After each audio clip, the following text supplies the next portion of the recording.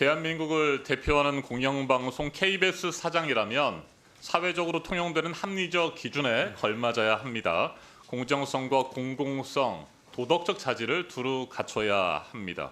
그러나 박장범 후보자는 용산의 입맛에 맞는 친정부 낙하산 인사다, 이런 의혹을 받고 있습니다. 매우 안타까운 일입니다.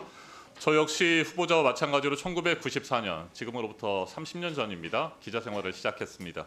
JTBC 등에서 28년 동안 기자 생활을 했고 20년 동안 뉴스 앵커도 했습니다. 런던 특파원 하셨죠? 저는 도쿄에서 특파원 생활을 했습니다. 그래서 그 누구보다도 기자와 앵커, 해외 특파원의 말 한마디 한마디가 얼마나 중요한지 그 무게와 책임감을 잘 알고 있습니다. 그런데 지난번에 2월에 진행이 됐던 KBS 특별대담 대통령실을 가다, 이 방송을 보면 참을 수 없는 말의 가벼움을 느낍니다. 참을 수 없는 존재의 가벼움도 느낍니다. KBS가 그동안 쌓아온 권위를 크게 훼손하는 그런 일이었습니다. KBS의 흑역사로 남을 만한 일이라고 생각합니다. 본인은 동의하지 않으십니까? 네, 동의하지 않습니다. 동의하지 않죠. 자, 그러면 왜 참을 수 없는 말의 가벼움을 제가 느꼈는지 하나하나 따져드리겠습니다. 일단 응모 사유, KBS 사장에 응모했을 때 그 사유서를 좀 제가 읽어봤습니다. 정치적 독립성과 중립성에 대한 부분이 있는데, 제가 사장이 된다면 어떠한 정치 세력에도 휘둘리지 않고 KBS의 독립성과 중립성을 굳건히 지켜서 공영방송으로서의 정체성을 확립하겠다, 이렇게 쓰셨군요. 네, 맞죠? 맞습니다. 네, 정치적 독립성과 중립성을 그동안에 잘 지켜왔는지, 앞으로는 잘 지킬 만한 인물인지 제가 따져보도록 하겠습니다. 제가 사진 하나를 보여드리겠습니다. 이게 어떤 사진인지 아시죠? 이곳이 어디입니까? 네, 새로 만들어진 국무회의실입니다. 네, 용산 대통령실에 있는 국무회의실이죠. 네, 이 사진을 보면서 여러 가지 생각이 들었습니다. 지금 국무회의실에서 대통령이 앉는 자리에 후보자가 앉아 있는 거죠. 이때 기분이 어땠습니까? 네, 사전 동선 체크 때는 없던 상황이었는데 대통령이 네. 한번 앉아보라고. 그래서 제가 계속 한 3번 정도 됐다고 했는데, 네, 왜냐하면 제가 대담 앉게 되면 녹화를- 복잡해지거든요. 네, 대담 녹화를 하기 전에 앉았습니까? 아니면 녹화가 다 끝나고 나서 인터스 아닙니다. 샷을 찍기 위해서 뒷부분에 촬영한 겁니까? 제 기억으로는 아마 녹화를 먼저 했고요. 네. 그 다음에 녹화가 끝난 다음에 이 뭐 스케치라든지 인서트 대통령, 샷을 네 맞습니다. 찍기 위해서 촬영을 하는 거죠. 네. 자, 이때 어떤 말씀을 하셨는지 영상을 한번 준비해봤습니다. 영상 함께 보시죠. 앉아 보실래요? 제가 제 자리, 네, 한번 대통령 자리에. 네, 한번 앉아 보세요. 네, 알겠습니다. 네. 저는 이제 뭐 대통령이 허락하시니까 국무회의 대통령 자리에 앉았, 대통령석에 앉았는데, 이 각 부처의 장관들이 맡은 부처에서 국민들과 직결된 정책을 세우면서 서로 토론도 하고, 어떻게 보면은 대통령께 최종 승인을 받고 하는 장소인데, 저 개인적으로는 영광이고 잠시나마 대통령의 무거운 책임감을 느끼게 되는 순간입니다. 네. 자, 저 개인적으로는 영광이라는 표현을 쓰셨습니다. 기분이 좋으셨습니까? 저 자리에 앉아 보니까? 아니, 좋다기보다도요. 네. 사전에 약속한 동선이 아니었기 때문에 그러니까요. 저는 굉장히 당황했습니다. 영광이라는 단어를 쓰셨는데 그게 적절했다고 판단하십니까?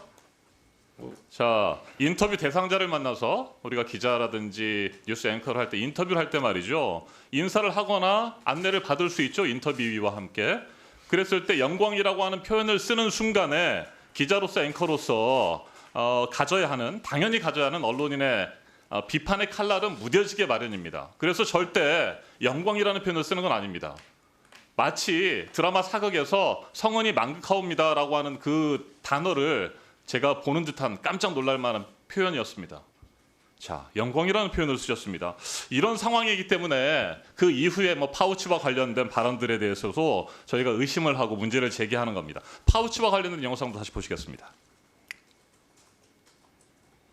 이 얘기는 하셨을 것 같아요. 최근에 많은 논란이 되고 있는 이른바 이 파우치. 네네. 외국 회사 조그만한 백이죠. 네. 그 백을 이 어떤 방문자가 김건희 여사를 만나서 그 앞에 놓고 가는 네.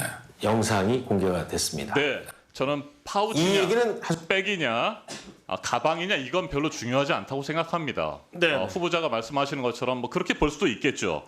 그런데 쪼만한이라고 하는 표현 자체가 김건희 여사의 가방 수수와 관련된 의혹을 축소하려고 하는 의도가 있습니다. 이건 아무리 변명을 하신다고 하더라도 제가 앵커를 해봐서 알아요. 쪼만한이라고 하는 말을 하는 순간에 시청자들이 뭐 별것도 아니네. 쪼만한 가방 하나 그냥 주고 갔나? 라는 생각인데 주고 갔다거나 받았다라는 표현만 써서 제가 이해를 할 수 있겠어요. 이건 절대 써서는 안 되는 겁니다. 김건희 여사를 만나서 그 앞에 놓고 갔다. 그러니까 받은 김건희 여사의 의사와 상관없이 방문자 그냥 놓고 갔다라고 표현을 했어요. 그래서 문제가 되는 겁니다. 자, 그 다음 영상 한번 다시 보시겠습니다. 여당에서는 이 사안을 정치 공작이라고 부르면서 김건희 여사가 정치 공작의 희생자가 됐다라고 얘기를 하거든요. 동의하십니까? 시계에다가 이런 몰카까지 들고 와서 이런 걸 했기 때문에 공작이죠. 그리고 또 선거를 앞둔 시점에 1년이 지나서 이렇게 이걸 터뜨리는 것 자체가 정치 공작이라고 봐야죠. 네. 알겠습니다. 자, 앵커가 인터뷰를 진행할 때 굉장히 주의해야 될 것이 뭐가 있느냐면 말이죠. 어떤 의혹이라든지 논란이 있을 사안에 대해서 질문을 하고 그 사람이 인터뷰가 어떻게 답변할 것인지에 대한 예측까지 먼저 하는 겁니다.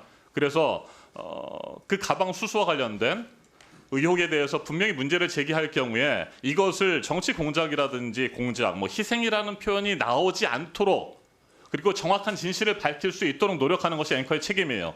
그런데 절대 해서는 안 될, 앵커로서는 써서는 안 될 단어들을 그냥 앞서서 후보자가 쓰신 겁니다. 정치 공작, 희생자, 네, 이런 것들을 키워드를 던져줘 버리는 겁니다. 그러면 인터뷰인은 그 키워드를 받아가지고 변명을 하게 되는 거예요. 이건 너무나 상식적인 일입니다. 앵커라든지 기자, 이거 1년차 기자도 이렇게 질문해서는 안 되는 거예요. 그렇지 않습니까? 어떻게 본인이 해명하기도 전에 정치 공작이라고 단정 지어주고 희생자라고 단정 지어줍니까? 이건 있을 수 없는 일입니다. 그래서 우리가 문제 제기를 하는 것이고 정치적 중립성이라든지 공정성을 지킬 만한 그런 능력 있는 사람이 아니다라고 보는 겁니다. 네. 자, 그리고 다음 이슈로 넘어가기 전에 그 이슈 가지고서 부부싸움 하셨어요? 부부싸움 정도로 이 문제를 축소해 버리는 겁니다. 그렇지 않습니까? 답변해 보십시오. 짧게.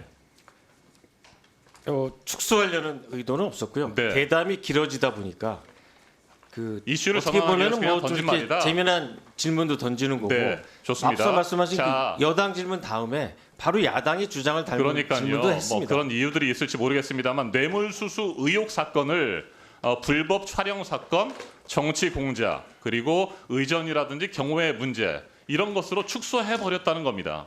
그래서 굉장히 심각한 문제를 만들었습니다.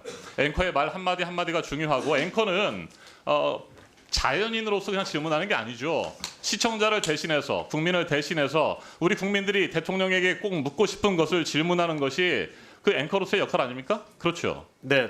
네. 그럼 그런 역할을 잘했다고 생각하세요? 유정원 의원님께서 네. 말씀하신 그 영광이라는 단어 네.